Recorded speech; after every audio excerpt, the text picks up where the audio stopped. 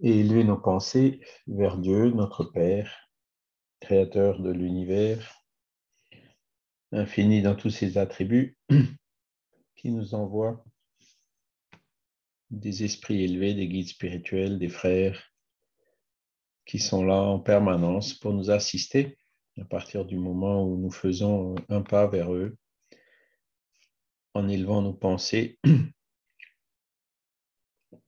par la prière, par le travail d'étude, par la pratique du bien, décuplant ainsi ce que nous pourrions faire sans eux.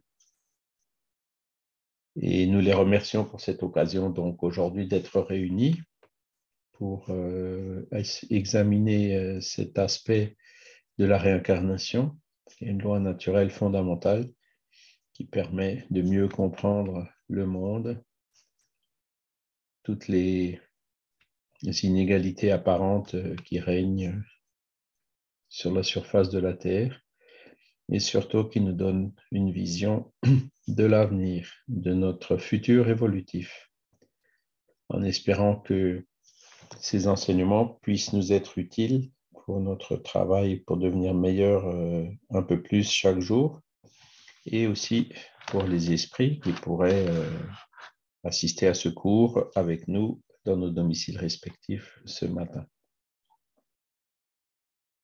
Merci.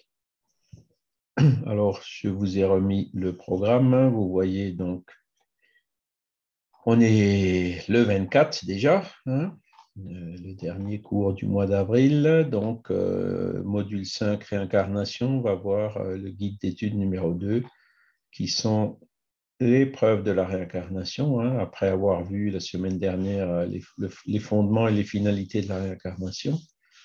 Et la semaine prochaine, on terminera, on continuera ce module sur la réincarnation en parlant de retour à la vie corporelle, comment est-ce qu'on se programme pour se réincarner. Et donc, le 8 mai, on verra pourquoi on passe par une phase d'enfance, hein, au début de notre réincarnation, et pourquoi on oublie nos vies antérieures, pourquoi en général on oublie nos vies antérieures. Charles, le sujet d'étude, là, il s'arrête normalement à la réincarnation, c'est bien ça, hein? C'est-à-dire que dans le module que tu nous as donné en tout début d'année, le PDF, là, ça Oui. s'arrête à la réincarnation, il n'y a pas la suite, hein. Ah, moi, attends voir. Je l'avais imprimé, il me semble que ça s'arrête à la. Le dernier, c'est effectivement. C'est le prochain cours, hein, je crois, si je ne me trompe pas. Ouais. C'est en fait parce que j'ai pas fini encore de le travailler. Non, parce que je peux, en fait, celui que j'ai mis sur Skype la semaine dernière, Ah, il est peut-être complet alors. je Oui, il sais est pas complet, s'il est ouais. encore. Alors, il est complet, mais il Il n'est est, pas il est fini. complet. Il n'est pas fini parce que vous verrez qu'à un moment donné, donc voilà, c'est à partir du module 13, vous verrez que comment dire, le format n'est pas encore changé, hein. Voilà. Vous voyez, là, on est encore à l'ancien format. Donc, il faut que je condense encore la fin du fascicule et que je rajoute encore quelques éléments du troisième fascicule. Voilà. De toute façon, ils sont pris dans ces fascicules-là, les fascicules de les tomes, Oui, mais tomes, là. c'est condensé, si tu veux. Et puis réécrit, certains. Par exemple, celui de Kardec, là, je D'accord, l'ai complètement réécrit parce que sur les anciens, il y a eu beaucoup d'informations qui sont venues entre-temps. d'accord, Et ok, le nouveau, donc, ce sera un seul volume comme celui que tu viens de montrer, donc d'accord. pour l'ensemble du programme, Et qui hein, paraîtra par la suite pour aussi. que ça tienne en un an. Voilà. D'accord.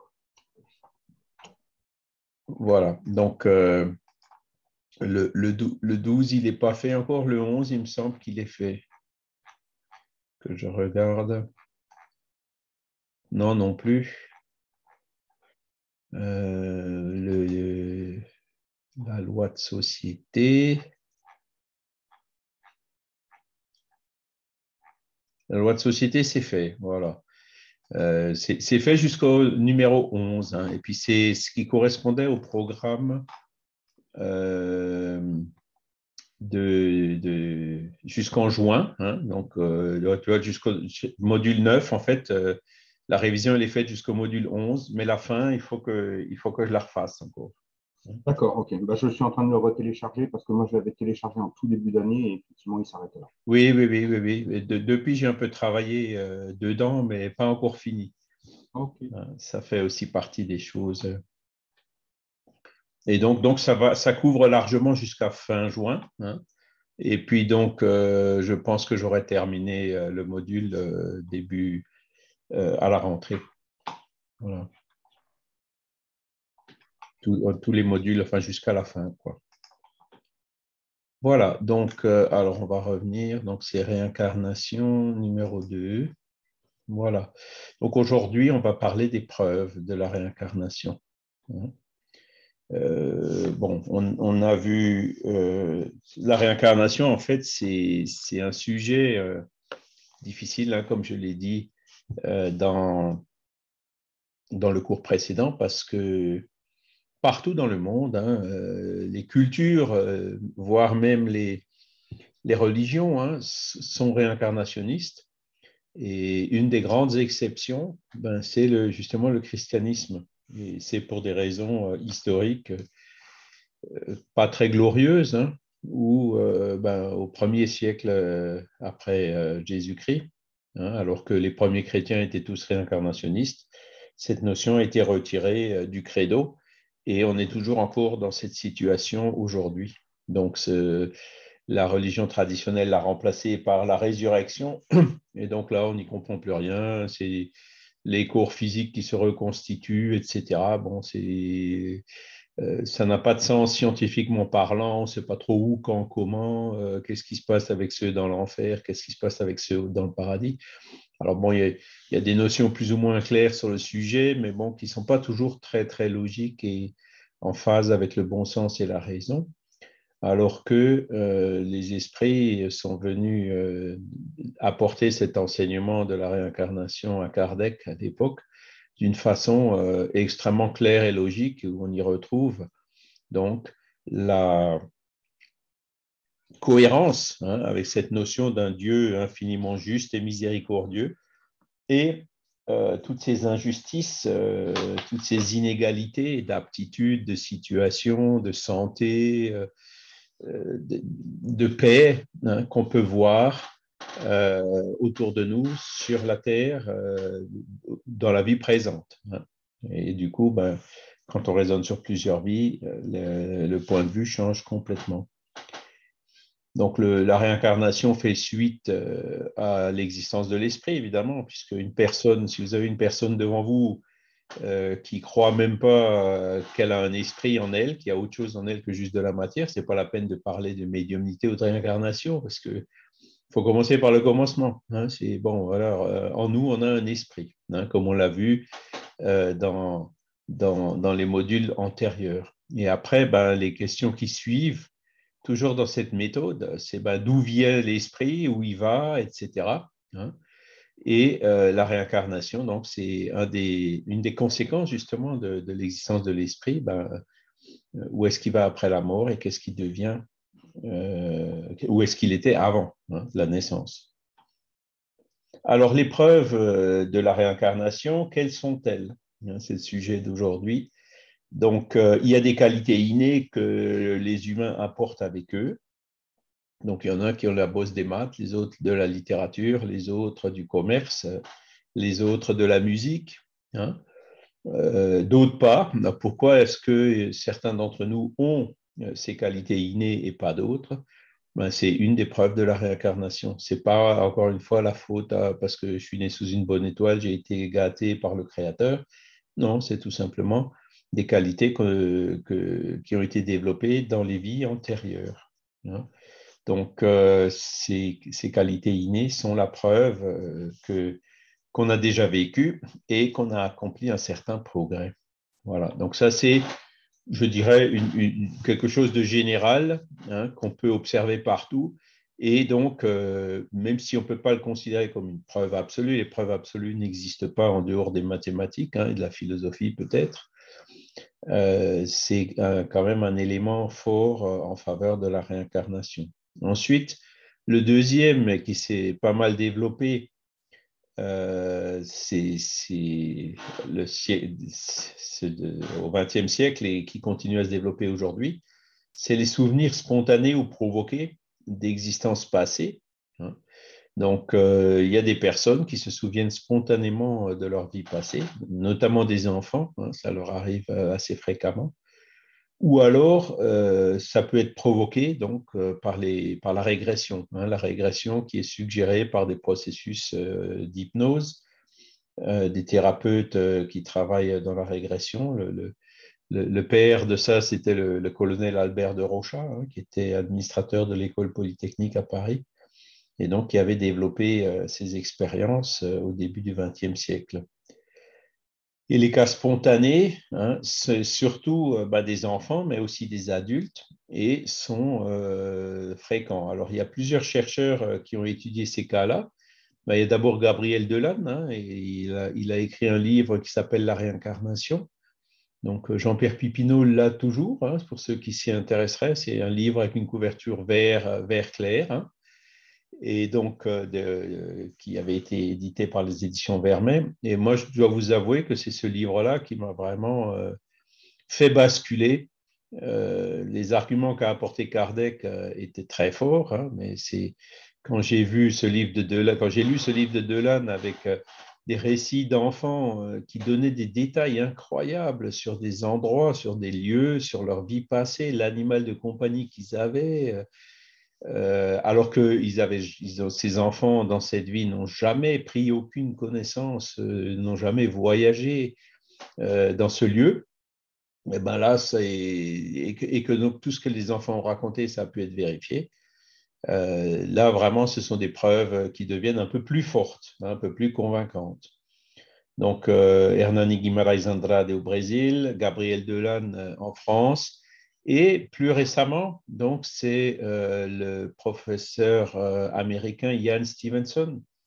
Vous savez peut-être que chez les spiritualistes modernes, hein, notamment les Anglais et les Américains, il y a eu beaucoup de résistance au début, et il y a d'ailleurs toujours de la résistance pour admettre la réincarnation. Et donc, ce n'est pas par hasard que le professeur Ian Stevenson est américain et il a développé donc toutes ces observations aux États-Unis. Il a écrit donc ses ouvrages, hein, 1000 cas suggérant des réincarnations. Et lui, il est même allé encore un peu plus loin que Delanne et Guimarães Andrade, parce qu'il a observé donc des personnes qui prétendaient avoir eu une réincarnation, hein, donc il a recueilli tous les détails, et il a vu que ces personnes parfois avaient des marques de naissance, des taches de naissance. Et donc, quand il est allé rechercher la personnalité qu'ils disent avoir été, eh ben, il a réussi à faire un parallèle entre les marques de naissance du réincarné, entre guillemets, et les blessures qui ont occasionné la mort dans sa vie passée. Donc là, vous voyez, c'est un élément matériel supplémentaire, hein, qui vient pousser encore plus en faveur de la réincarnation. Et Ian Stevenson, donc, il est mort en 2007, mais il y a un autre professeur qui s'appelle Jim Tucker qui continue donc ses recherches dans l'université de, alors je ne sais plus exactement laquelle, je ne sais pas si c'est la Pennsylvanie ou, enfin c'est aux États-Unis, voilà. Et En donc Virginie, je crois, Charles. Virginie, oui, merci Michel. Et donc Jim Tucker, maintenant on commence à voir des vidéos et tout, bon, ses livres sont là, hein, et donc, dans les vidéos, il y a notamment des cas où un enfant se rappelle en détail avoir été aviateur pendant la Deuxième Guerre mondiale et que son avion s'est écrasé au Japon à cette époque-là. Il donne plein de détails sur les moments, les lieux, le bateau, ses collègues qu'il avait là-bas. Hein, et donc, tous ces détails ont pu être vérifiés. Voilà. Et donc, vous voyez que là, avec toutes ces preuves d'identité, hein, des choses que… Alors aujourd'hui, il faut être beaucoup plus méfiant parce qu'avec Internet, avec Wikipédia et autres, on arrive à avoir beaucoup de détails. Mais bon, après, quand ces récits viennent spontanément de la part des enfants, à un âge, en général, c'est en dessous de 7 ans, hein, quand ils sont pas encore, quand ils apprennent encore à lire et tout, hein, ça devient beaucoup plus fort. Et on a un cas dans une personne qui venait dans le groupe Atan, dont le fils aussi faisait des cauchemars et donc était convaincu qu'il s'était écrasé en avion pendant la Deuxième Guerre mondiale sur les côtes de l'Angleterre, hein. Et qui est d'ailleurs, il fait une carrière militaire puisqu'il est aujourd'hui pilote d'hélicoptère. Donc il est resté dans le même, hein, il avait, vous voyez, c'est les qualités innées dont on parlait tout à l'heure. Et donc c'est un autre cas. Et donc, ne sont pas aussi rares que ça. La difficulté, c'est que souvent, les parents n'y prêtent pas attention, hein. Ils disent, oui, bon, c'est l'imagination de l'enfant, etc. Tout comme les enfants qui jouent avec des amis imaginaires, qui pour eux ne sont pas si imaginaires que ça.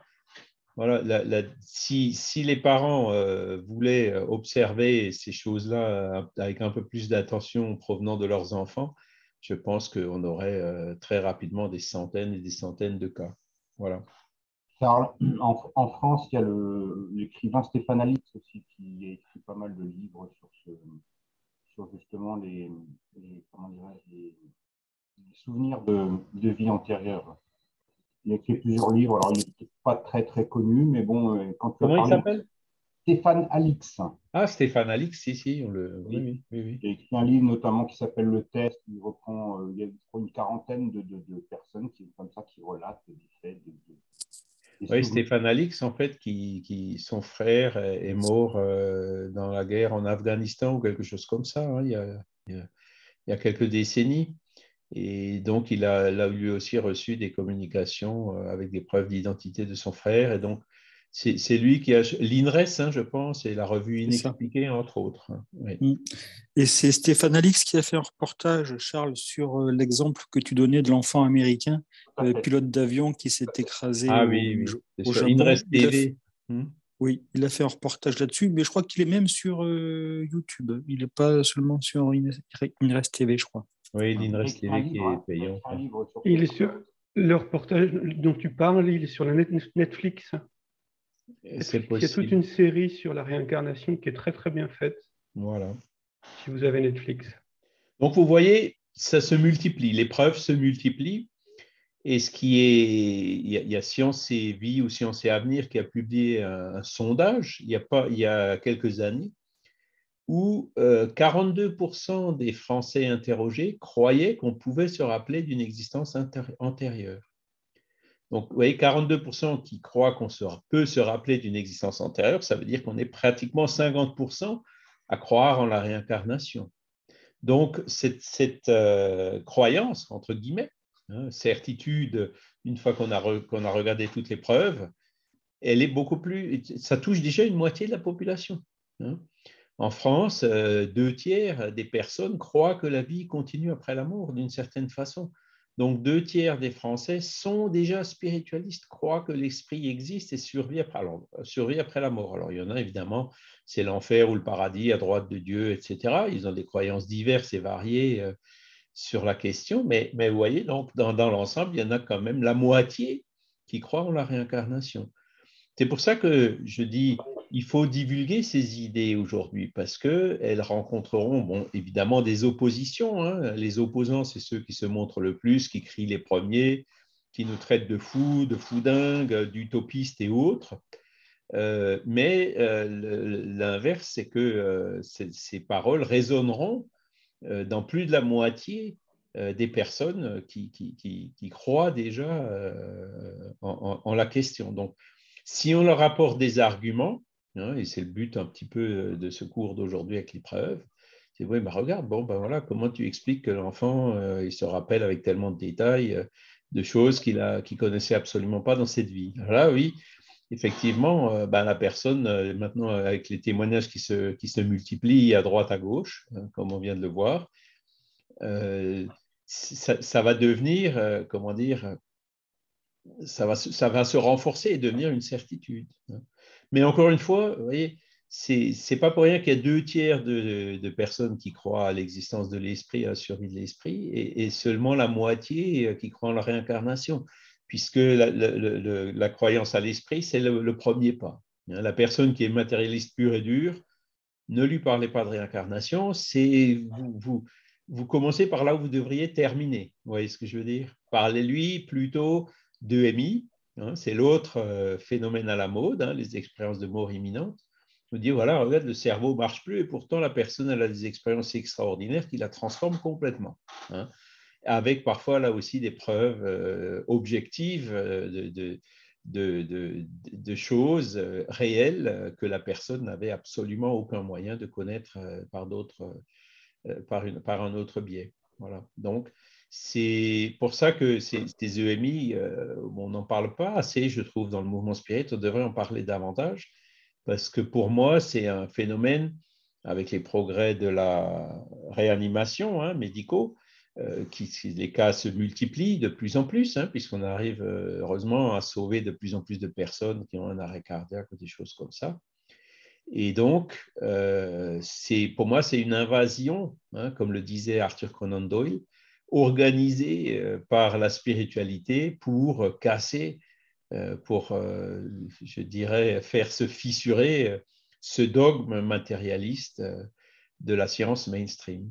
Et donc, vous avez certains scientifiques, Eben Alexander, Pim Van Lommel, Charbonnier, beaucoup d'autres, qui exploitent, qui utilisent ce phénomène des EMI pour promouvoir un paradigme spiritualiste au niveau des sciences et des universités, puisque c'est aujourd'hui pas encore le cas. Voilà. Et c'est intéressant parce que là, aujourd'hui, il faut aller voter. Je suis en train de relire le livre, Socialisme et spiritisme, qui n'était pas un livre, mais des articles que Léon Denis a écrits dans la revue Spirit de 1924. Et donc, il parle de ces mêmes sujets.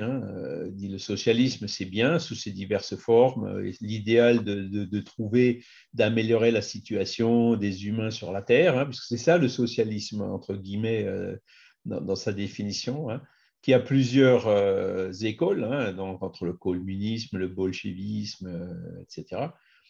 Léon Denis regrette que la plupart des courants socialistes et dérivés sur la Terre sont matérialistes, ne tiennent pas compte ils veulent améliorer la qualité de vie des humains sur la Terre. Qualité de vie quoi? Matérielle, pour qu'il y ait plus d'argent, plus de ci, plus de ça, plus de confort, plus de luxe, etc.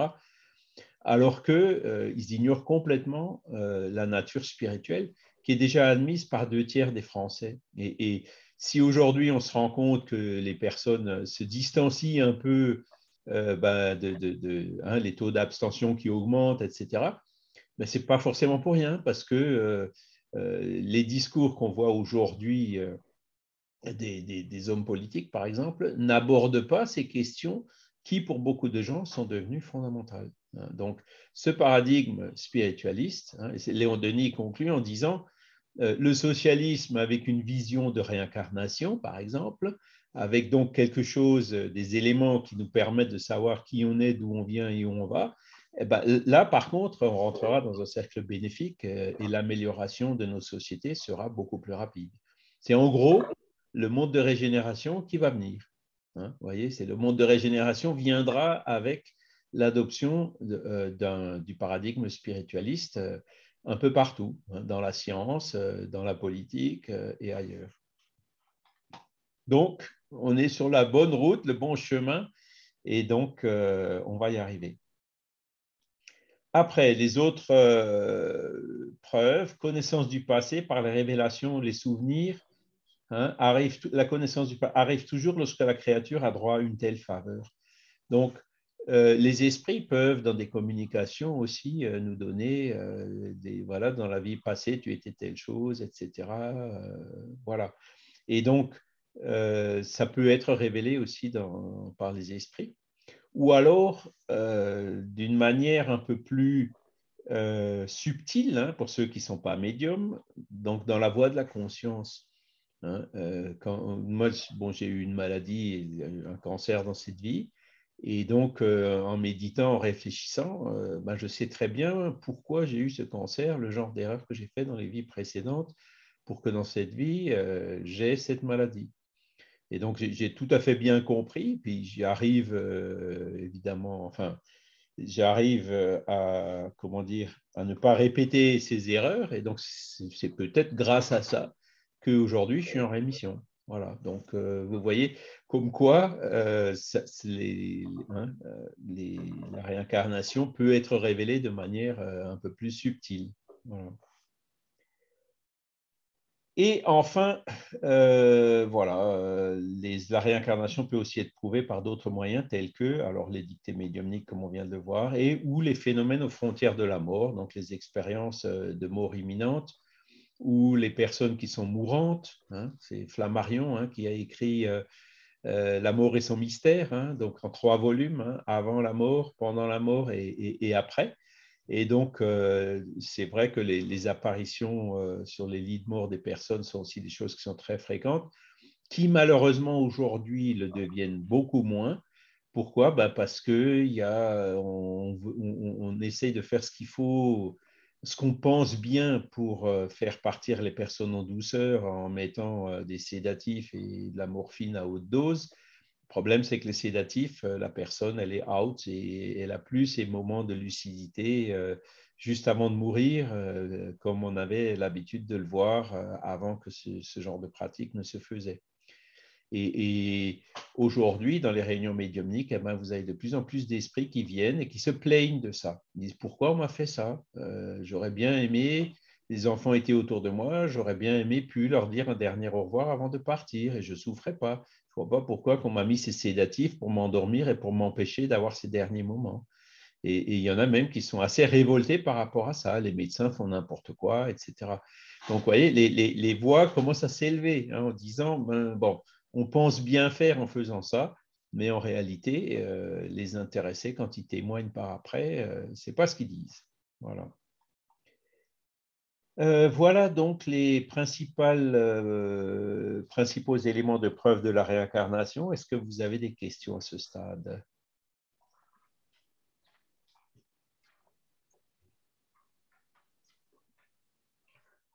Moi, j'aurais une question par rapport. Tu parles souvent du monde de régénération. Qu'est-ce que tu entends par le monde de régénération? Ah oui,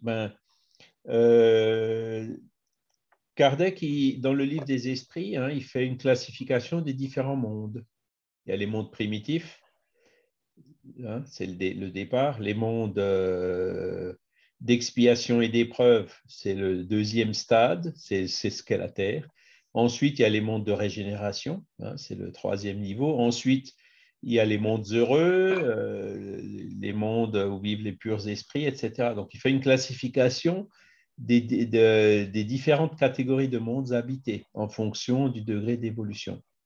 Et dans la Genèse, le dernier chapitre, et aussi dans l'Évangile selon le spiritisme, dans le chapitre qui s'appelle Les temps sont arrivés, il décrit un peu ce qui se passe. La Terre, c'était un monde primitif à l'époque préhistorique. Aujourd'hui, on a beaucoup d'éléments anthropologiques sur le sujet, l'homme des cavernes, etc. Il y a beaucoup d'études qui ont été faites. Et donc, c'est vrai que, vous voyez, Néandertal, Cro-Magnon, on peut se projeter. Il y a des films qui ont été faits aussi sur le sujet où on voit que l'intelligence commençait à venir tout doucement, mais que c'était quand même encore la loi du plus fort. Il fallait chasser le mammouth, on vivait dans des cavernes, etc. Et ensuite, on voit qu'il y a à peu près 10 000 ans, il y a eu les révolutions cognitives, comme on en a parlé. Donc, du monde primitif, c'est déjà passé à un monde primitif un peu plus avancé, il y a 70 000 ans, quand Cro-Magnon s'est mis à dominer au point de faire disparaître Néandertal et qu'il a apporté les premières notions de société, de groupement, de religiosité, etc. Ensuite, il y a 10 000 ans, il y a eu encore une autre étape avec des esprits un peu plus évolués qui sont venus se réincarner sur la Terre, qui ont apporté les Védas, qui ont apporté les pyramides chez les Égyptiens, les Atlantes, la Grèce, toutes ces grandes civilisations qui sont apparues entre 10 000 ans et avant Jésus-Christ et Jésus-Christ, en gros, quoi. Et donc, le Moyen Âge, on est arrivé aujourd'hui à un stade donc, où l'intelligence est considérablement développée, mais pas encore la moralité. Donc, on est dans un monde d'expiation et d'épreuve parce que, pour la plupart des terriens, ils ont des vies misérables, ils habitent dans des pays en guerre, ils n'ont pas le nécessaire pour manger ou boire, etc. Donc, c'est quand même beaucoup de personnes qui souffrent. C'est la réalité de notre planète, quoi. Et donc, dans le dernier chapitre de la Genèse, Kardec explique que la Terre est dans une phase de transition, c'est-à-dire qu'elle va passer du monde d'expiation et d'épreuve vers un monde de régénération. Elle va passer en gros du 2e stade au 3e stade. Et donc, le mot régénération vient de là. Hein, ça vient de cette classification qu'a donnée Kardec. Et les caractéristiques du monde de régénération, sont que il y aura un meilleur équilibre entre le bien et le mal. Hein. Je pense que le paradigme spiritualiste s'imposera dans la science et dans les institutions. Hein. La médecine ne traitera plus que le corps, mais elle traitera le corps et l'esprit. Hein. Les économistes ne s'intéresseront plus qu'aux aspects matériels, mais s'intéresseront aussi au devenir de l'esprit, etc.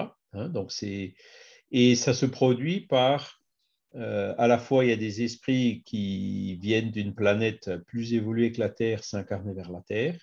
Hein, donc, une immigration d'esprits qui viennent d'autres mondes, plus évolués que la Terre. Et il y aura aussi une émigration des esprits, donc c'est ceux qui sont les moins avancés sur la Terre, qui, eux, vont aller se réincarner dans un monde primitif ou en transition vers un monde d'expiation et d'épreuve. Comme c'était le cas il y a 10 000 ans, hein, quand sont venus des esprits qu'on appelle la race adamique. Hein, c'est le mythe, c'est l'histoire d'Adam et Ève dans la Bible. Et d'après le livre de Chico Xavier, hein, qui s'appelle Vers la lumière, Emmanuel dit que beaucoup de ces esprits qui sont venus à cette époque-là sont venus d'une planète de la constellation de Capella, hein, se réincarner sur la Terre, et donc qui ont créé les civilisations, la technologie, les pyramides, l'Égypte, la philosophie, les Védas, les religions, etc. Donc, ce sont ces esprits-là qui ont apporté ces connaissances. Tout comme ceux qui sont sur la Terre aujourd'hui et qui sont moralement pas encore très élevés iront apporter la science et la technologie sur une planète qui est comme était la Terre il y a quelques milliers d'années. Voilà. Et donc, on parle beaucoup de cette transition. Dans la philosophie spirit, on parle de cette transition d'un monde d'expiation et d'épreuve vers un monde de régénération. Il y en a d'autres qui appellent ça la fin de l'ère du Verseau. Il y en a d'autres courants spiritualistes qui appellent ça la fin du calendrier Maya. Tous les mouvements spiritualistes parlent de ce genre de transition, c'est-à-dire que les révélations sont faites partout. Hein. Mais bon, c'est dans Kardec donc, en parle aussi, les esprits en parlent aussi. Hein, ils disent que l'avènement du spiritisme, hein, donc de ce spiritualisme rationnel, c'est une des étapes de cette transition. Alors, quand est-ce qu'elle se terminera? On ne sait pas. Mais bon, les plus optimistes disent quelques décennies, les plus réalistes disent peut-être quelques siècles ou quelques générations. Mais ce qui est sûr, c'est qu'on est en train d'aller vers cela. Donc, les références, c'est les temps sont arrivés dans l'Évangile selon le spiritisme, ou alors le dernier chapitre, chapitre 17 ou 18 de la Genèse. Hein, c'est le chapitre La génération nouvelle. Voilà, la génération nouvelle. Et c'est là où, je dirais, c'est le mieux expliqué. Oui, il explique bien ces nouvelles incarnations qui sont en fait des incarnations d'esprit qui sont plus vouées au bien plutôt qu'au mal. Oui. Et ceux qui sont voués au mal, par le système des décès, eh bien, se désincarnent mais ne pourront plus s'incarner dans notre monde. Ils ont eu leur chance pour évoluer, Ils n'en ont pas profité, donc maintenant ils vont aller sur des mondes inférieurs, quoi, tout simplement. Ils vont aller peindre des mains sur les parois des cavernes. C'est ce que je dis de façon un peu ironique, quoi. Et c'est ce qui s'est passé avec Capella, comme tu dis, avec les différentes, la race adamique, les Ariens, les Hindous, les Égyptiens. Apparemment, il y a que les Égyptiens qui ont pu retourner sur Capella, puisque pour eux, ben, ils n'ont pas compris pourquoi ils n'ont pas pu justement retourner sur cette planète et pourquoi ils étaient, entre guillemets, punis, puisqu'ils étaient sur la Terre. Et seuls les Égyptiens, d'après le livre Vers la lumière, Oui. il est très bien. Oui, voilà. Le livre Vers la lumière donne un peu plus de. C'est lui qui parle de Capella. Mais bon, après, probablement, ils ne sont pas venus que d'une planète. Non. Des planètes comme ça, il y en a plein, quoi. Il y en a plein, tout à fait. Et puis ensuite, c'est vrai que ces esprits qui sont venus pour construire les pyramides sont probablement plus sur la Terre, hein. Ils risquent peut-être de revenir maintenant. Donc, vous voyez, on parle d'enfants indigos, hein. Il y a l'autisme, hein, les autistes Asperger, hein. Ce sont des enfants qui sont très, très bons, très, très intelligents, mais qui ont un mal fou à s'intégrer dans notre société. Donc, c'est encore le genre de profil qui pourrait s'expliquer par ça, hein, un esprit qui vient d'une société où tout va bien et qui se retrouve sur la terre avec des lois, avec des injustices. Hein, il leur faut forcément une petite période d'adaptation, hein. Et les autistes Asperger, ce sont des enfants qui sont très bons, très intelligents, mais pour parler avec eux, bon, Morissette, elle en parle dans ses conférences, hein. Morissette Ruchot, elle n'est pas avec nous ce matin, mais elle parle de l'autisme, hein, puisqu'elle a longtemps, plusieurs années, travaillé avec des autistes. Et donc, il faut avoir un langage très, très direct avec eux. Hein, c'est blanc ou c'est noir, quoi. C'est pas on dit blanc mais on fait noir. Là, ils comprennent plus, ils sont complètement perdus, quoi. Hein, ils ont une espèce hein, par rapport à l'hypocrisie, ils comprennent pas, hein. Et bon, tout ça, ça peut s'expliquer par effectivement ces nouvelles générations qui sont déjà arrivées sur la Terre. Voilà.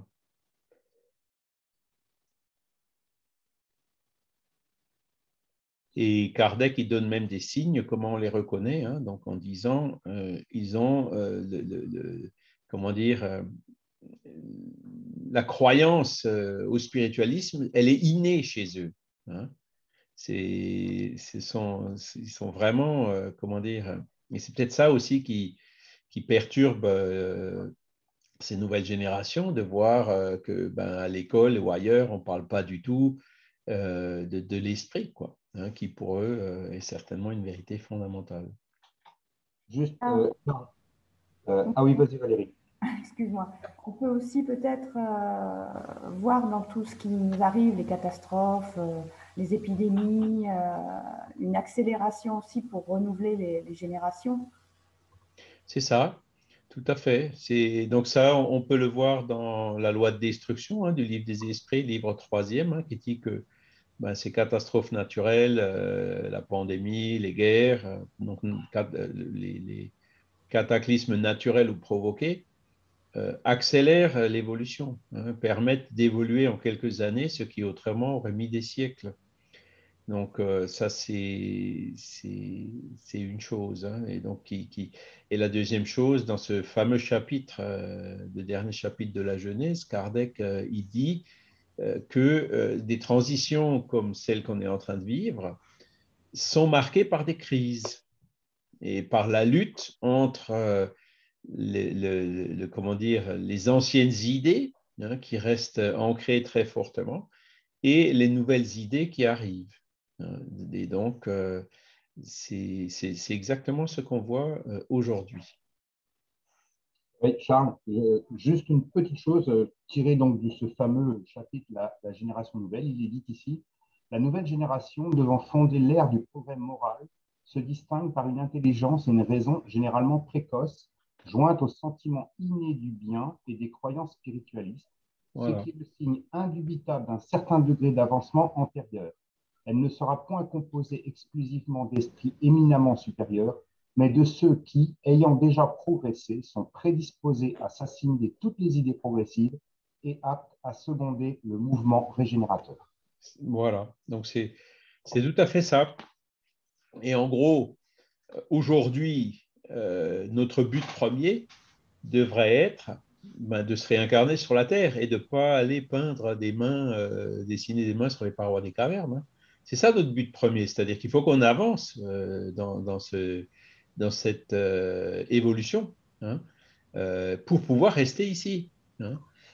Parce que, bon, après, bon, les missionnaires, c'est vrai que bon, ils sont venus sur la Terre pour se réincarner. Ensuite, ben, ils sont revenus où ils sont allés se réincarner sur une planète plus évoluée que la Terre. Hein. Aujourd'hui, la majorité, il y en a qui vont venir pour nous tirer vers le haut. Il y en a d'autres qui vont partir hein, parce qu'ils ne seront plus en harmonie avec le nouveau monde. Mais la majorité, ce sera les personnes qui sont déjà, des esprits qui sont déjà ici, mais qui vont faire ce pas évolutif dans les sens que tu viens de décrire dans ce paragraphe de Kardec. Donc, c'est à ça qu'il faut qu'on travaille pour au moins rester ici, hein, se réincarner sur la Terre. Parce que, si on se réincarne, je ne sais pas, dans 100 ans ou 150 ans, ben, la Terre aura progressé, elle sera meilleure. Elle ne sera peut-être pas encore complètement dans la phase de régénération, mais voilà, quand on compare ce qui se passe Zola et aujourd'hui, dans la condition ouvrière, du moins dans nos pays, ça a quand même bien évolué. Même si dans certains pays, il y a encore des situations qui laissent beaucoup, beaucoup à désirer, même sur ce point de vue-là. Oui, Vincent?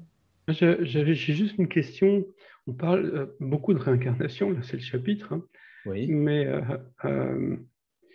moi la question qui vient à l'esprit, c'est alors déjà, qu'est-ce qu'on va faire dans cette phase de transition, quoi, entre deux incarnations? Et puis, la deuxième question, c'est alors, ça change le sens de l'incarnation, évidemment, hein, le fait de revenir. Mais moi, j'ai des questions par rapport aux apprentissages, quoi. Quand je vois la conscience qui est dans la plupart des gens qui sont autour de moi, je trouve que la conscience est quand même pas très affûtée, quoi. Au moins sur les questions spiritualistes, quoi. Ben oui.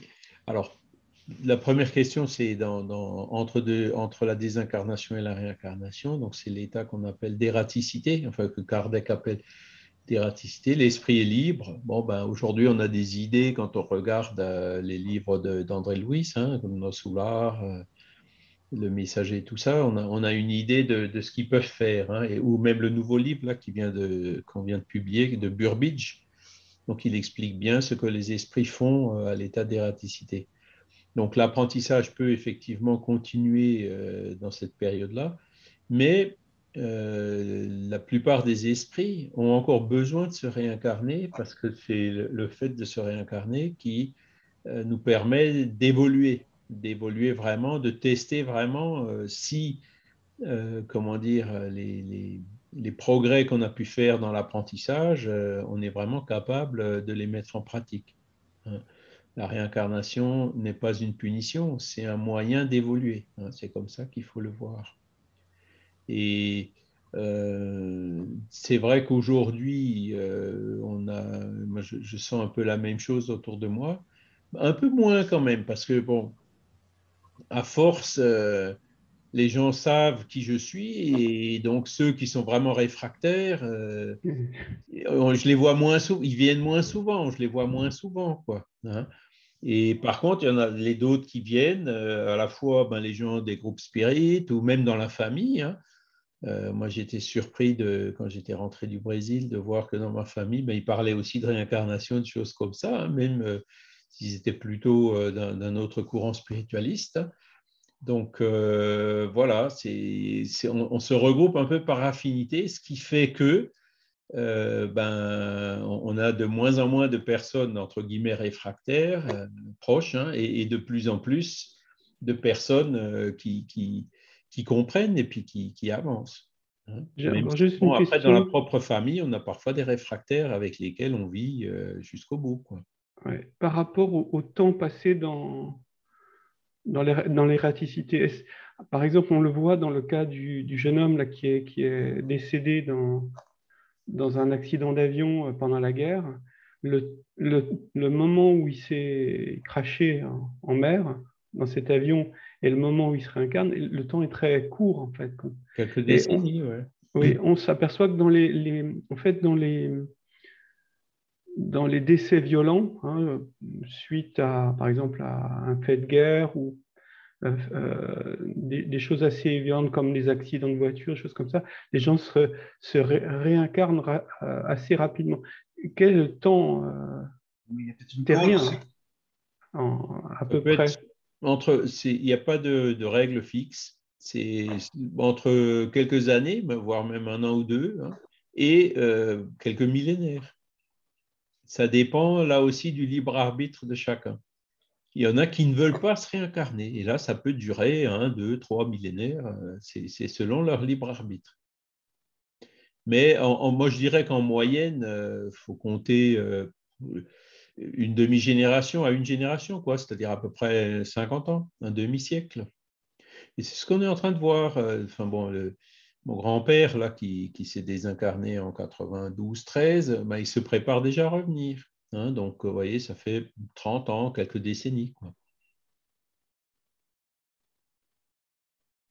Et parfois, ben, c'est plus rapide. Parfois, effectivement, alors est-ce que c'est lié au cas des morts violentes ou pas?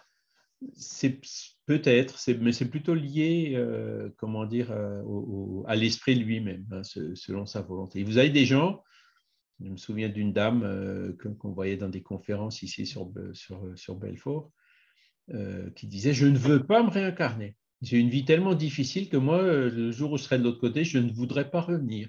Donc des gens comme ça peuvent mettre des siècles avant de se décider de revenir. Hein, donc, voilà. Mais ils finissent toujours par se décider. La dame qui ne veut pas se réincarner, ben, s'est réincarnée quand même. Hein. Donc, ils finissent par se décider. Et ça, c'est plus ben, selon la volonté de chacun. Voilà. Il y en a qui veulent aller plus vite. Et d'ailleurs, si dans des cas de mort violente, la personne se réincarne trop vite, hein, par exemple, il peut y avoir quelques prédispositions physiques, hein, du genre malformation cardiaque, si la personne est morte d'une crise cardiaque la vie d'avant, il peut y avoir ce genre de choses. Il faut laisser quand même un peu le temps au père-esprit de se régénérer, de se reconstituer. Même si, dans le cas d'un suicide, par exemple, ben, comment dire, les conséquences, elles viendront quand même sur l'autre vie, par le fait d'avoir des prédispositions de maladies depuis l'enfance, quoi. Ouais, et puis, pour le suicider, c'est-à-dire qu'il va se réincarner et il va commencer là où c'est arrêté. Éventuellement, oui. Alors ça, c'est des choses. Il y en a qui disent que ben, les enfants qui meurent en bas âge, c'est des suicidés qui terminent la vie d'avant. Peut-être. Hein, ça peut être une explication, mais faut pas toujours prendre. Hein, c'est pas toujours une certitude. Hein. Il faut faire des recherches dans ces domaines-là pour essayer de comprendre un peu mieux. Charles, pourquoi, j'arrive pas à comprendre pourquoi on progresse plus dans le monde corporel que dans le monde spirituel. Qu'est-ce qui fait que quand on est dans la matière, on progresse plus? Est-ce que c'est lié au fait qu'il y ait le voile de l'oubli et donc tout ce que tu vas faire, tu vas le faire de façon spontanée, sans connaître ce qu'il y a eu avant? Ou est-ce qu'il y a une autre raison? J'arrive pas à comprendre pourquoi. Moi, je pense qu'on progresse dans les deux sens. Hein. Oui, mais il est dit que souvent, il est reconnu quand même qu'on progresse plus dans le monde corporel. Mais dès l'instant qu'on se réincarne, on a l'oubli du passé. Il y a l'oubli Et du passé. voilà. Et pour que les idées reviennent, il faut un laps de temps quand même. Parce Alors, que quand tu es dans le monde des esprits, tu apprends aussi plus vite, je veux dire. Bah, c'est pas que, enfin, tu as connaissance de plus de choses, pas de toutes tes vies, parce que les premières vies, tu les as oubliées, mais tu as connaissance, tu as une vue d'ensemble qui est beaucoup plus importante que quand tu es dans le monde corporel. Et je n'arrive pas à comprendre, moi, pourquoi c'est dans le monde corporel. Est-ce que c'est lié justement à cet oubli du passé? alors, Entre autres, l'oubli du passé, c'est un outil pour nous aider. Hein. Par exemple, si on était ennemis, qu'on s'est trucidé au long de 3 existences, le fait de se réincarner père et enfant ou mère et fille dans une autre vie en oubliant le passé, ça va aider à la réconciliation. Donc ça, c'est un outil. Mais moi, je dirais, c'est un peu comme si on dit, pourquoi est-ce qu'il faut des épreuves collectives? Pourquoi est-ce qu'il faut des pandémies et des guerres pour qu'on évolue plus vite? C'est un peu le même genre de question, tu vois. Quand tout va bien, tout est beau, tout le monde il est beau, tout le monde il est gentil, hein, dans des organisations genre No Solar et tout, quelque part, on n'est pas testé, entre guillemets. Ah, Le test, c'est vraiment quand on arrive sur la Terre. Et d'accord. c'est là où on verra si vraiment on a compris la leçon, qu'on sait déjà l'appliquer sur nous-mêmes. Hein. C'est là où on est devant la nécessité de la loi du travail, de devoir travailler pour subvenir aux besoins d'ordre matériel, hein, l'alimentation, l'abri, etc. Et donc, c'est grâce à toutes ces contraintes, quand on est incarné, qu'on a vraiment le test si on a déjà évolué ou pas.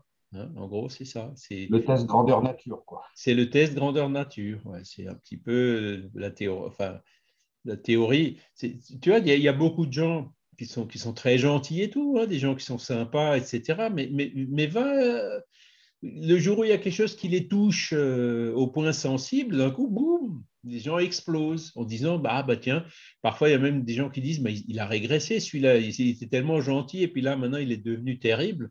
Non, il était terrible déjà avant, mais il lui manquait l'épreuve, entre guillemets, hein, le test pour voir si vraiment il avait compris ou pas.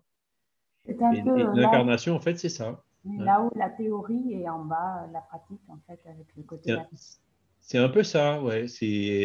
Dans notre stade d'évolution, on peut le voir comme ça. Le jour où on sera suffisamment évolué, on n'aura plus besoin de se réincarner. On se réincarnera uniquement en tant que missionnaire pour venir aider ceux qui sont restés en arrière. Hein. C'est tous les missionnaires qui sont venus se réincarner sur la Terre, qui n'auraient pas forcément eu besoin de se réincarner ici. Mais dans notre stade d'évolution, effectivement, on peut le voir comme ça. Le monde des esprits, c'est un peu la théorie. Et est-ce que tu vas pardonner ou pas? Alors, voilà, dans le monde des esprits, j'ai pardonné. Mais après, vivre ensemble, sous le même toit et tout, c'est là où on voit si on a vraiment pardonné ou pas. Ouais. D'accord, merci. C'est pas une punition, hein, la réincarnation. Non, Hein. non, non, Les non. théosophes, ils le voient comme une punition, hein, ou ceux qui suivent des philosophies genre Roustin ou autres. Mais au contraire, l'esprit, nous, on a besoin de la réincarnation pour évoluer. C'est une opportunité, quoi, Voilà. de On devenir. évolue, on aide les autres à évoluer, co-créateurs, hein, comme on disait. Hein. On améliore les conditions, l'isolation des maisons, la résistance antisismique des bâtiments. Enfin, voilà, on fait progresser la Terre quelque part, même matériellement, quoi. Donc, l'évolution se fait de façon collective, quoi. Hein. Mais aujourd'hui, on voit que dans notre société, il y a quand même encore beaucoup d'égoïsme, beaucoup de... Voilà, on en est encore un peu loin. Et puis c'est contre ça qu'il faut qu'on se manifeste, quoi. Voilà. Alors là, pour le coup, le temps, il a un peu passé. Bon, les idées innées, oui. Bon, on en a parlé. Hein, je pense que là, vous avez plus de détails. Hein. C'est vrai que il y en a qui ont la bosse des maths, l'autre la bosse des langues, des facilités Mozart, qui tout petit composait déjà une symphonie. Voilà, ça s'explique par le travail réalisé dans ces domaines-là, dans les vies antérieures. Donc, dans l'enfance, l'adolescence, voilà, c'est là où on les voit le plus, quoi. Les souvenirs des existences passées, je pense qu'on en a on en a parlé pas mal. Hernani Guimarães Andrade, il n'est pas très connu en France. Bon, malheureusement, ses livres ne sont pas traduits. Hein. Voilà. Et donc, il parle, voilà, 5% des cas de souvenirs de réincarnation peuvent être considérés suffisamment forts et donner des évidences sûres pour soutenir la thèse de la réincarnation. Donc, c'est exactement le travail que fait aujourd'hui Jim Tucker, successeur de Ian Stevenson. Voilà. Alors, les souvenirs des existences passées ne sont pas toujours agréables, évidemment. Le jeune homme dont je parlais qui faisait des cauchemars en disant mon avion est en train de tomber, j'ai été touché, etc. Bon, ce n'est pas toujours facile à vivre. Voilà. Donc, ça peut effectivement troubler. Il faut avoir la force nécessaire pour comprendre et puis pour vivre avec. Voilà. Après, les souvenirs provoqués les esprits peuvent induire des esprits désincarnés ou incarnés, ces souvenirs d'existence antérieure. Donc, quand c'est des guides spirituels, c'est pour le bien. Quand c'est des esprits mal intentionnés, c'est regarde ce que tu m'as fait dans le passé, pour chercher à culpabiliser. Les souvenirs de nos vies antérieures, est-ce que c'est utile de savoir ce qu'on a été avant? Parce que moi, j'ai eu une vision, je ne veux pas le dire, et Roger m'a confirmé que c'était vrai. Ah oui, effectivement. Donc, c'est utile quand ça nous sert aujourd'hui à nous améliorer ou à éviter de refaire la même erreur. Donc, dans ce cas-là, c'est utile. Mais si c'est uniquement pour un but de curiosité ou alors si ça nous perturbe profondément, que ça nous bloque dans notre incarnation, il vaut mieux pas le savoir. L'esprit qui vient typiquement culpabiliser, regarde, tu m'as trucidé dans une autre vie, Non, mais ça moi, peut c'était handicaper la personne et la personne qui aurait pu évoluer reste traumatisée par quelque chose comme ça qui parfois même est faux. Voyez. Donc, le souvenir, il peut être utile dans certains cas, mais pas tous. C'est pour ça que les thérapies de régression, je dis, il faut faire attention. Il faut vraiment que ce soit fait par un thérapeute. Il y en a typiquement les cas qui sont traités par des thérapies régressives, c'est des problèmes de claustrophobie, d'agoraphobie ou autre, où le thérapeute donc fait revenir la personne dans une vie passée, où elle se rend compte du traumatisme qu'elle a subi et qui explique la phobie qu'elle a aujourd'hui. Mais comme c'est un thérapeute, il lui dit voilà, c'était du passé, aujourd'hui, etc. Donc pour justement faire la thérapie qui va avec. Et donc, dans certains cas, ils ont réussi à faire de sorte que la personne perde sa phobie dans cette existence. Donc, dans ces cas-là, oui, c'est utile. Parce que moi, j'ai eu une vision, je veux dire, chez moi, là, parce que j'ai eu pas mal de phénomènes chez moi. Et j'ai eu une vision, j'ai vu un personnage assis en train d'écrire avec une plume, tu sais, autant Oui. des louis. Autant des louis. Autant de Des louis. Ah oui. Et c'est là qu'un jour, je vais au centre à Tours, une communication spirit. Et là, ouvertement, Roger Pérez, il me dit tu as été un louis. J'ai été surpris. Bah oui, voilà.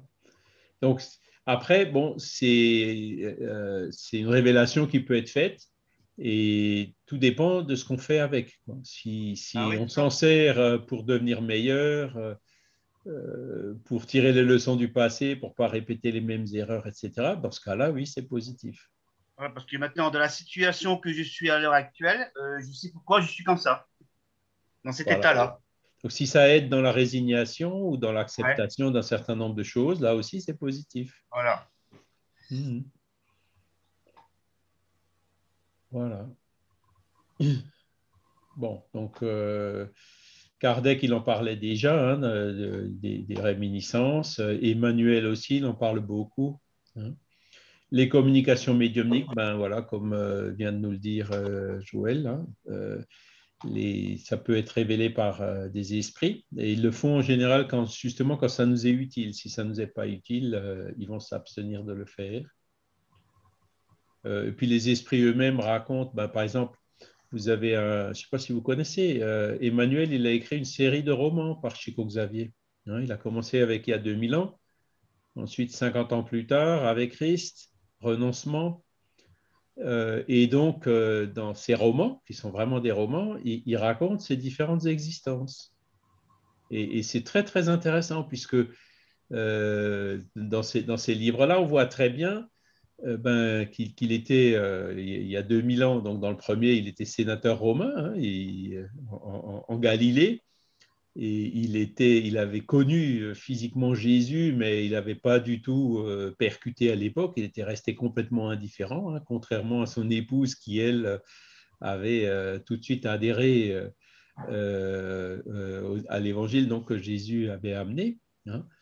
Et donc, à cause de son orgueil et tout, dans la vie suivante, il a décidé de se réincarner en tant qu'esclave. Et il raconte comment et pourquoi.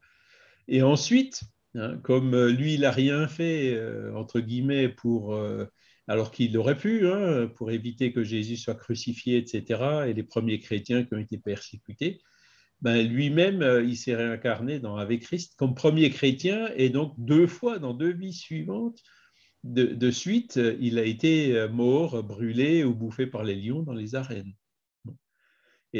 Donc, c'est là où on voit les choix que cet esprit a pu faire hein, dans ses différentes vies. Donc, il parle effectivement de la réincarnation pour devenir, comme au XXe siècle, c'était Emmanuel, le guide spirituel de Chico Xavier. Hein. Donc, on voit comment cet esprit de sénateur romain orgueilleux il y a 2000 ans, aujourd'hui, il a réussi à évoluer pour devenir guide spirituel du plus grand médium de tous les temps, qui est Chico Xavier.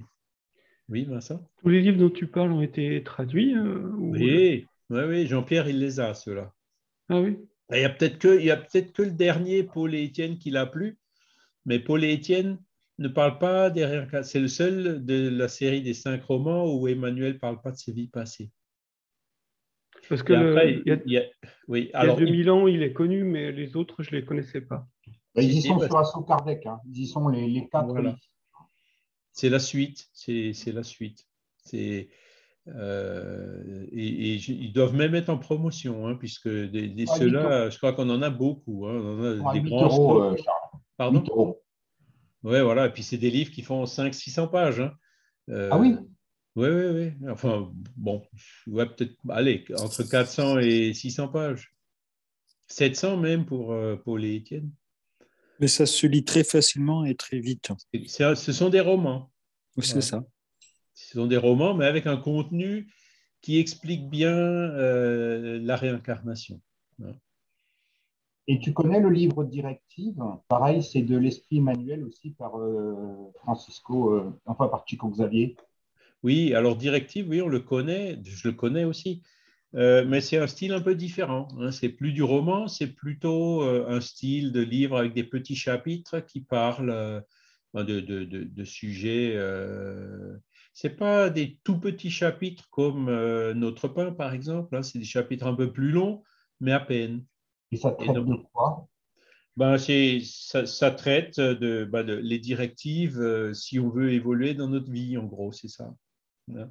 Après, il en a fait d'autres, genre Religion des esprits, où il commente un peu le livre des esprits. Après, il en a fait un pour l'anniversaire du livre des esprits, pour l'anniversaire du livre des médiums, pour l'anniversaire de Ciel et l'enfer. Je ne me rappelle plus de tous les titres. Justice divine aussi. Voilà, c'est ça. C'est Justice divine, je pense que c'est le Ciel et l'enfer. Hein. Le livre qu'il a fait en hommage au centenaire du Ciel et l'enfer.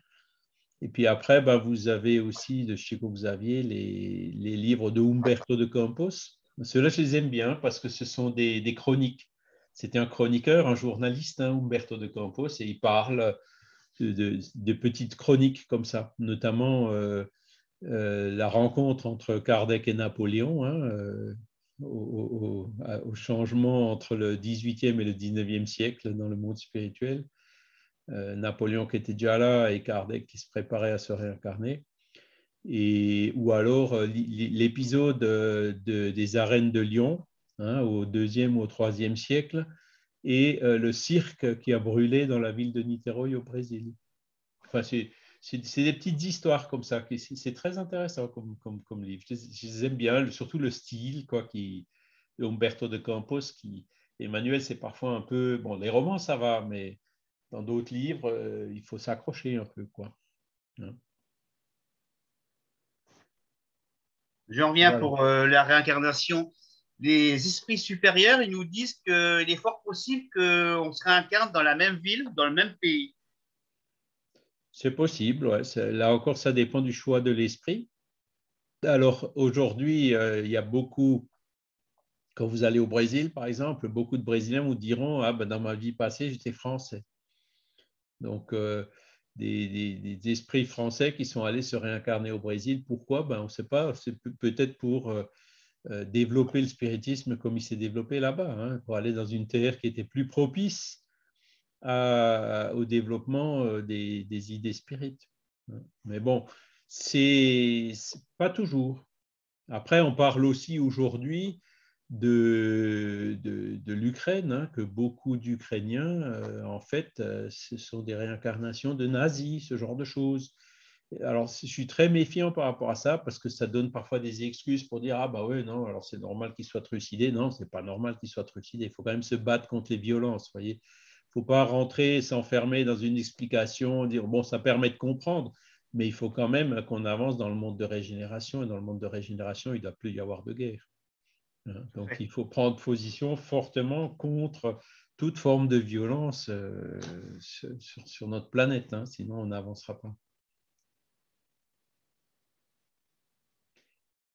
Donc, les esprits donc, viennent parler de leurs différentes incarnations, donc c'est aussi un autre élément. Hein. Voilà. Les expériences aux frontières de la mort, donc ça c'est très très intéressant, hein. C'est vraiment le phénomène comment dire, les expériences de mort imminente, hein, qui est un peu à la mode aujourd'hui et à mon avis, c'est un des plus grands contributeurs au fait que le pourcentage de personnes qui croient en la vie après la mort augmente en ce moment. Hein. C'est vraiment une bénédiction du ciel. Ce livre de Raymond Moody, là, dans les années 70, et tout ce qui s'est développé entre-temps. Et donc, en tant que spirit, il faut qu'on l'encourage au maximum. Voilà. Et puis donc, vous avez voilà, la réincarnation de Gabriel Delanne, hein, qui est connu. Réincarnation au Brésil, il n'est pas traduit encore. Hein, donc, 20 cas qui suggèrent la réincarnation de Ian Stevenson. Donc, celui-là, vous pourrez le trouver assez facilement.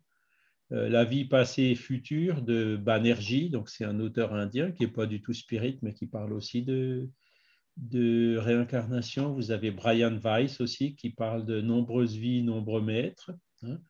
Et puis, réincarnation basée sur les faits, donc d'un auteur suisse qui s'appelle Karl Eugène Müller. Voilà donc les livres. Mais bon, plusieurs de ceux-là, bon, vous les retrouverez dans les librairies ou celui de Müller, par exemple, ben, on est en contact, on essaie de chercher les héritiers pour essayer de le republier. Hein, j'en ai un ici. Il est en anglais déjà, donc il faut le traduire en français. Et puis, c'est vraiment très, très bon. Mais bon, comme il n'est pas mort encore il y a plus de 70 ans, il n'est pas du domaine public, donc il faut qu'on arrive à avoir l'autorisation. Il faut trouver déjà ses héritiers, ses successeurs, et puis leur demander l'autorisation de publier. Charles, est-ce que tu as lu le livre Dieu, la science, l'épreuve? Je ne l'ai pas lu, mais il n'est pas loin, hein, il est là. Alors, si tu l'as lu, tu peux nous en parler un petit peu? Non, justement, j'hésitais à l'acheter. Je ne savais pas s'il était bien ou pas. Moi, je l'ai acheté parce que, comment dire, c'est quelque part la clé. Hein, ce sont des scientifiques, hein, il y a des prix Nobel, il y a vraiment des gens, voilà, Robert Wilson, prix Nobel de physique. C'est un travail assez remarquable qui semble avoir été fait dans ce livre. Donc, vous voyez, il est quand même assez conséquent. Hein, il y a 600 pages. Et donc, ça fait partie de ce... Je l'ai acheté, je vais le lire. C'est justement par de ces scientifiques qui sont en train de changer de paradigme. Parce que c'est vraiment là où il y a encore le verrou, hein, si vous voulez. 60% des Français croient à l'existence de l'esprit, mais quand vous allez dans les universités, quand vous allez chez les intellectuels, hein, les dirigeants les juristes, etc., là, les proportions s'inversent, quoi. Vous avez une majorité qui n'est pas spiritualiste. Et donc, ce livre, pour moi, ce sont des éléments importants pour casser ces derniers verrous, puisque la majorité de la population a déjà fait le pas. Et il faut encore maintenant que les intellectuels suivent. Et donc, ce livre, ce genre d'initiative, pour moi, c'est quelque chose qui va tout à fait dans ce sens, quoi. D'accord. Alors là, c'est les disciplines dures, mais par exemple, les gens en psycho ne sont pas du tout ouverts à la réincarnation, hein. Les Les psychologues, hein, les gens qui forment Oui, les c'est ça, futurs la médecine. psychologues et psychiatres, La médecine, c'est ça? Ouais. euh, Alors, ouais, c'est. la psychologie, alors c'est paradoxal parce que psycho, âme, logie, étude. Donc, psychologie, l'étymologie du mot, c'est l'étude de l'âme. Eh bien, la psychologie, qui était réincarnationniste, qui était spiritualiste, pardon, au début, hein, avec Mène de Biran, avec le spiritualisme rationnel, le spiritualisme français, pendant une bonne partie du 19e siècle, et puis même un peu au 20e siècle, avec des gens comme Henri Bergson, était resté avec une ouverture, je dirais, spiritualiste, et même Jung, hein, il est quand même resté assez ouvert aux idées spiritualistes. Par contre, les Freud et tout ça, c'est la psychiatrisation de la médiumnité, là, c'est le matérialisme pur et dur. Ah bah on est bien là, hein. Ce qui est enseigné, c'est Freud, c'est pas. Voilà. Et les Freudiens sont complètement réticents à ça, ça c'est clair. Et c'est pour ça que vous allez dans des forums de jeunes qui disent j'entends des voix, je l'ai dit au psy, j'étais interné, on m'a donné des trucs, maintenant je veux surtout plus en parler, je continue toujours à entendre les voix, qu'est-ce que je dois faire? C'est terrible ce qui se passe en ce moment, hein, et pourtant c'est quelque chose de tout à fait naturel. Et donc, mais là aussi, ça commence à changer.